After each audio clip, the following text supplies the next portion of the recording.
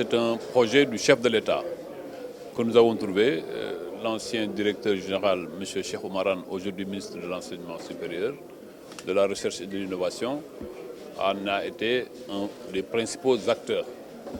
Aujourd'hui, nous avons pensé que ce projet-là, il fallait l'évaluer, le partager avec les étudiants, le partager avec les différents acteurs du campus social, mais aussi voir les améliorations qu'il faut amener. Ces améliorations ont été contenues, consignées dans un projet d'avenant que nous venons de valider.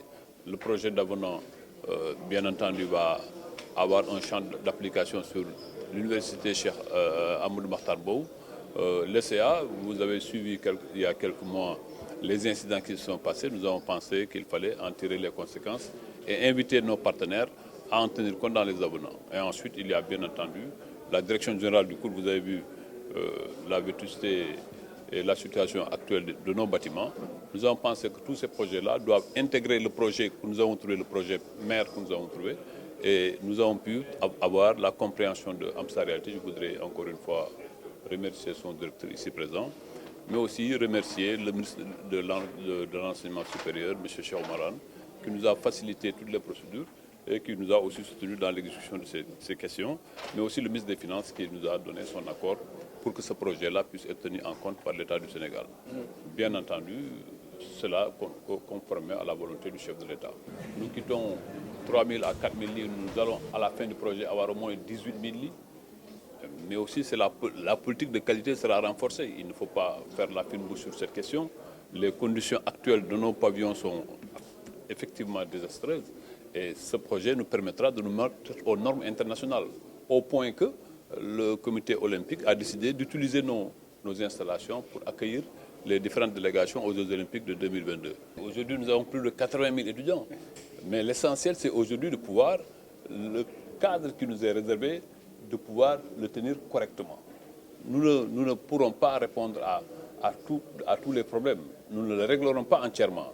Mais l'essentiel, c'est qu'aujourd'hui, que l'université puisse être vue, les campus puissent être vus à un autre niveau de gestion, mais aussi à un autre niveau d'entretien. Et que les étudiants, aujourd'hui, voient de manière concrète qu'il y a un changement dans leur cadre de vie. Vous savez, les études, c'est avant tout un cadre de vie serein et sécure. Et ce projet-là est un projet innovant, porteur de grands changements. Et dans les jours à venir, vous verrez, déjà ça commence à sortir du sol.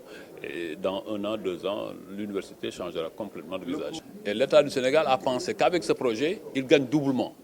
Non seulement nos étudiants seront dans des standards internationaux corrects, acceptables, mais aussi nous permettra d'accueillir cette manifestation mondiale que nous disputions avec de grands pays du monde. Et moi, j'ai eu l'honneur de partager avec Seydina et le chef de l'État la cérémonie qui a attribué au Sénégal. C'est véritablement, c'est phénoménal que le Sénégal, un petit pays de 196 000 km², un pays sous-développé, puisse avoir la confiance du monde. Et cette confiance du monde, nous devons la mériter d'abord dans la qualité de l'hébergement.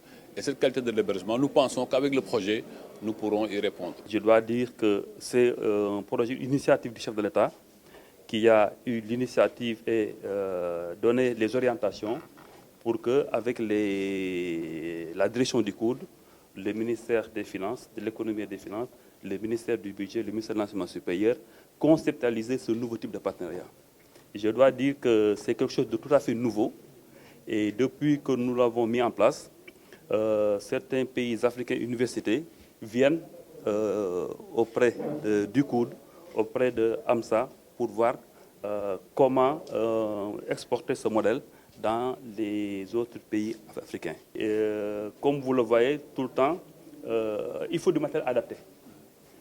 Certains disent que comment c'est possible? Si c'est possible, parce que nous avons prévu de mettre du matériel adapté de collectivité. Par exemple, quand vous prenez les robinets, tout ce qui est robinetterie, dans les aéroports, il y a beaucoup de monde, mais on ne va pas sointer, parce que c'est du matériel adapté à une forte utilisation. Donc si on met du matériel domestique dans un environnement où il y a beaucoup de sollicitation, donc c'est fait que ça ne tient pas. Et donc, avec les équipes techniques, nous avons conceptualisé, trouvé les solutions qu'il faut. M. Nian l'a présenté tout à l'heure. Vous avez vu comment le projet est organisé, tout ce qui intervient en termes de contrôle, de qualité Et ceci, c'est dans l'intérêt de tout le monde. Ce nouveau concept de logement social des étudiants va hisser le pays au niveau des standards internationaux. Et si aujourd'hui le CONOS a pris comme argument, entre autres, cette cité, la résidence des étudiants, comme un élément fondamental dans sa candidature, c'est parce qu'effectivement, le projet qu'on a présenté, qu'ils ont vu, qu'ils ont étudié, était quelque chose qui était acceptable et convenable pour des manifestations pouvant recevoir beaucoup de participation.